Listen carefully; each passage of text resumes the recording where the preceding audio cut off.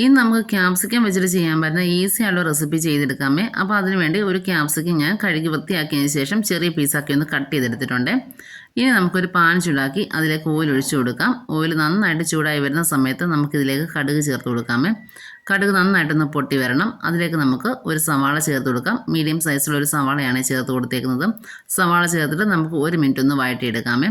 അതിനുശേഷം ഇതിലേക്ക് അരിഞ്ഞു വെച്ചിട്ടുള്ള ക്യാപ്സിക്കം കൂടെ ചേർത്ത് കൊടുക്കാം. ക്യാപ്സിക്കവും ചേർത്തിട്ട് നമുക്ക് 1 മിനിറ്റ് ഒന്ന് വഴറ്റിയെടുക്കാമേ. ഇനി നമുക്കിതിലേക്ക് ആവശ്യത്തിന് ഉപ്പും കൂടെ ചേർത്ത് കൊടുത്തിട്ട് നന്നായിട്ടൊന്ന് മിക്സ് ചെയ്തിട്ട് അടച്ചു വെച്ചിട്ട് കുക്ക് ചെയ്തെടുക്കാം.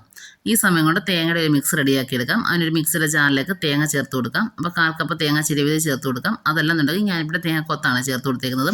എരിവിന് ആവശ്യമായിട്ട് ഒരു പച്ചമുളക് ചേർത്ത് കൊടുത്തേക്കുന്നത്. പിന്നെ ഒരു അല്ലി വെളുത്തുള്ളി, വലിയ വെളുത്തുള്ളി ആയതുകൊണ്ടാണ് ഒരല്ലി ചേർത്തത്. ചെറുതാണെങ്കിൽ നിങ്ങൾക്ക് 3 അല്ലി ചേർക്കാവുന്നതാണ്. പിന്നെ നമുക്ക് 1/4 ടീസ്പൂൺ മഞ്ഞൾപ്പൊടി ചേർത്ത് കൊടുക്കാം. 1/2 ടീസ്പൂൺ ചെറിയ ജീരകം ചേർത്ത് കൊടുത്തിട്ട് ജസ്റ്റ് ഒന്ന് ചതച്ചെടുക്കണേ. ഈ ചതച്ചെടുത്ത സമയം കൊണ്ട് നമ്മുടെ ക്യാപ്സിക്കമൊക്കെ വെന്ത് വന്നിട്ടുണ്ട്. ക്യാപ്സിക്കത്തിന് ഓൾറെഡി വെള്ളത്തിൻ്റെ അംശം ഉള്ളതുകൊണ്ട് അങ്ങനെ തന്നെ അത് കുക്കായിട്ട് കിട്ടുമേ. ഇപ്പം നമ്മുടെ ക്യാപ്സിക്കമൊക്കെ നന്നായിട്ട് വെന്ത് വന്നിട്ടുണ്ട്. ഇനി ഈ ഒരു ക്യാപ്സിക്കത്തിൻ്റെ മിക്സിലേക്ക് തേങ്ങയുടെ മിക്സ് നമുക്ക് ചേർത്ത് കൊടുക്കാം. എന്നിട്ട് സൈഡിൽ നിന്നൊക്കെ മിക്സ് ഒന്ന് റെഡിയാക്കി എടുത്തിട്ട് തട്ടിപ്പൊത്തി നമുക്ക് അടച്ചു വെച്ചിട്ട് ഒരു 3 മിനിറ്റ് ഒന്ന് കുക്ക് ചെയ്തെടുക്കാമേ. അപ്പോൾ ഈസി ആയിട്ട് ചെയ്തെടുക്കാൻ പറ്റുന്ന റെസിപ്പിയാണിത്. നമ്മൾ സാധാരണ ക്യാപ്സിക്കമൊക്കെ വാങ്ങുമ്പോൾ നമ്മൾ സബ്ജി അല്ലെങ്കിൽ സാൻഡ്വിച്ചിലൊക്കെ അല്ലേ നമ്മൾ റെഡിയാക്കി എടുക്കാനായിട്ട് പോകുന്നത്. അപ്പോൾ ഈ ഒരു രീതി ചെയ്തെടുക്കുകയാണെങ്കിൽ നിങ്ങൾക്ക് ചോറിൻ്റെ കൂടെയും ചപ്പാത്തിയുടെ ഒക്കെ കഴിക്കാൻ പറ്റിയ നല്ലൊരു കോമ്പിനേഷനാണ്. അപ്പോൾ അങ്ങനെ നമുക്ക് 2-3 മിനിറ്റ് കഴിയുമ്പോൾ നമ്മളിത് ഓപ്പൺ ചെയ്തെടുത്തിട്ട് നമ്മൾ നന്നായിട്ടൊന്ന് മിക്സ് ആക്കി എടുക്കുന്നുണ്ട്. ഈ സമയത്ത് ഉപ്പൊക്കെ ഒന്ന് ചെക്ക് ചെയ്ത് നോക്കുക. ഇല്ലാന്നുണ്ടെങ്കിൽ ആഡ് ചെയ്ത് കൊടുക്കാവുന്നതാണ്.